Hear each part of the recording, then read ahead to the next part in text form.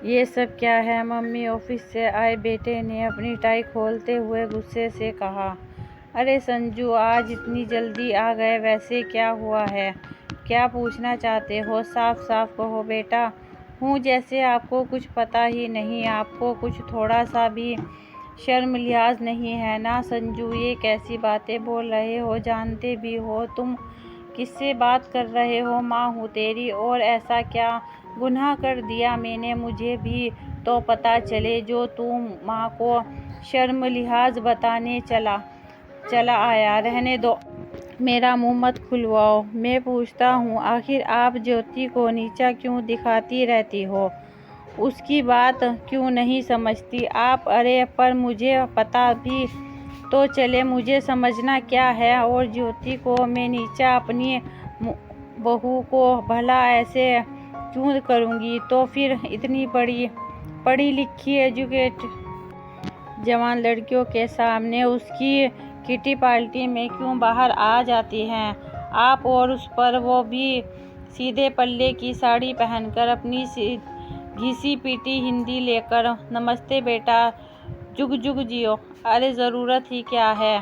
और इतना ही शौक है सबसे मिलने का तो अपना पहनावा क्यों नहीं बदल लेती हो आप? कितनी बार कहा, थोड़े ही सही अपने पोते से कुछ अंग्रेजी के शब्द हाय हेलो करना ही सीख लो। लेकिन आपको तो तुम्हारी इज्जत का कोई ख्याल ही नहीं है, बस मुंह उठाकर बाहर चली आती हैं। शर्म नहीं आती आपको? कोई लिहाज नहीं है किसी की इज्जत का है? नांसू ने आंखों को त्योरिया चढ़ाते हुए कहा। शर्म लिहाज? वाह बेटा वाह। उस वक्त कहाँ था तेरा ये शर्म लिहाज, जब तेरे पापा की आकस्मिक मृत्यु के बाद तुझे एक अच्छी परवरिश देने की खातिर आई। मैंने स्कूल में झाड़ू लगाने की नौकरी की थी। उस वक्त तुझे शर्म नहीं आती थी जब मैंने अपने फटे हुए कपड़ों को दूसरी कतरों के सहारे अपने बदन को ढका था, ताकि तुम्हारे बदन पर हमेशा अच्छे कपड़े बने रहें।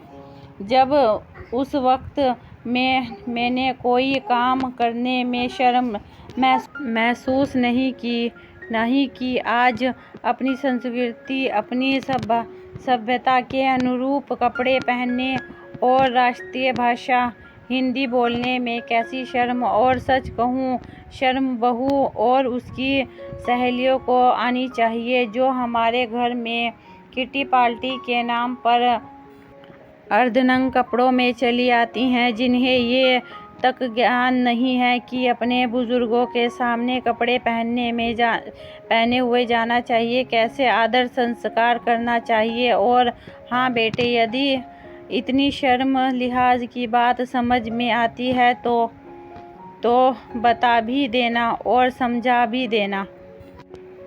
अपनी पत्नी को जिसके कहने पर तुम तनतनाते हुए यहाँ आए, ये घर मेरी मेहनत की कमाई से बना हुआ है मेरे नाम पर, और यदि मेरे रहने से इतनी शर्म महसूस होती है तो अपना बोरिया बिस्तर बांधकर जा सकते हो। जहाँ रहने खाने में शर्म लिहाज का मतलब समझ में आता हो, कहकर माँ अंदर चली गई। और वहीं बेटा, वहाँ तो दर्द पर्दे के पीछे खड़ी बहू को सही मायनों में समझ आ गया था शर्म लिहाज का सटीक अर्थ। अगर आपको हमारी कहानी पसंद आए तो लाइक कीजिए, शेयर कीजिए, सब्सक्राइब कीजिए और हमारी सपोर्ट कीजिए दूसरी कहानी के लिए।